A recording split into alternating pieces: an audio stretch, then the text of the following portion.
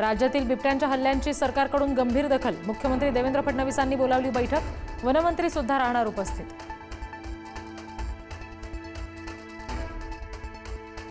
नाशिकच्या भोसला स्कूलमध्ये बिबट्या नसल्याचं स्पष्ट। वनविभागाच्या सर्वेक्षणामध्ये रानमांजर असल्याचं समोर।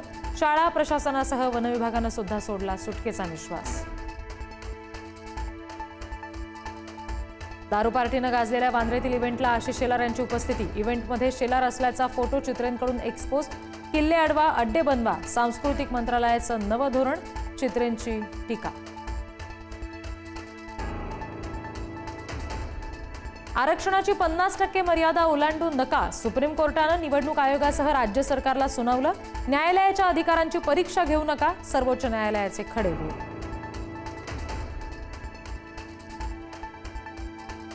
उपमुख्यमंत्री एकनाथ शिंदे मुंबईतील सर्व उड्डाणपुलांचं ऑडिट करणार। उपमुख्यमंत्री एकनाथ शिंदेंनी बोलावली अधिकाऱ्यांची महत्त्वाची बैठक। सर्व उड्डाणपुलांची सद्यस्थिती आणि दुरुस्तीच्या कामांचा आढावा घेणार।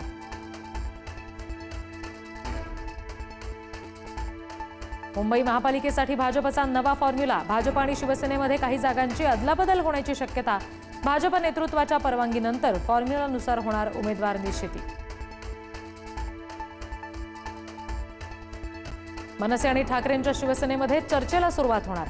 नवीन लोकांना संधी देण्याचा प्रयत्न असेल। निवडणुकीसाठी आमचं काम सुरू, अमित ठाकरे यांचं सूचक वक्तव्य।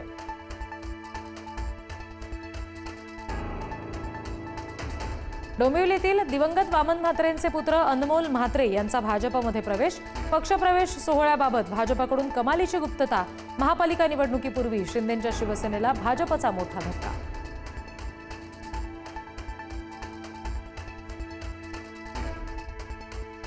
नागपूरमधील काँग्रेसची अंतर्गत गटबाजी पुन्हा चव्हाट्यावर। अंतर्गत राजकारणामुळे बुटीबोरी नगराध्यक्षपदासाठी पक्षाचा एबी फॉर्म पोहोचलाच नाही।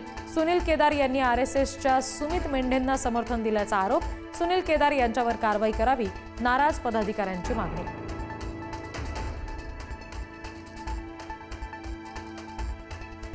राजन साळवींचे पुत्र अथर्व साळवींचं पत्र सोशल मीडियावर व्हायरल।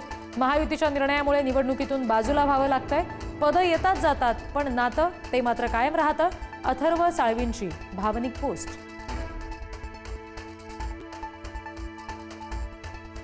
मुंढवा जमीन घोटाळा प्रकरणामध्ये 42 कोटी मुद्रांक शुल्क भरण्यासाठी पार्थ पवारांच्या अमेडिया कंपनीला 7 दिवसांची मुदत। अमेडिया कंपनीला 24 नोव्हेंबरपर्यंत आपलं म्हणणं मांडावं लागणार। अंबरनाथमध्ये टोळक्याचा तरुणावर प्राणघातक हल्ला। उमेदवारी अर्ज भरण्यासाठी भाजपच्या रॅलीत गेल्यामुळे हल्ला। हल्लेखोर तरुण शिंदेंच्या शिवसेनेचे समर्थक असल्याचा आरोप।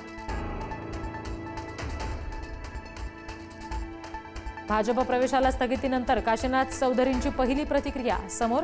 माझ्यावर कोणताही दबाव नाही, माझे कार्यकर्ते कायम माझ्यासोबत राहतील, काशीनाथ चौधरी यांचं वक्तव्य।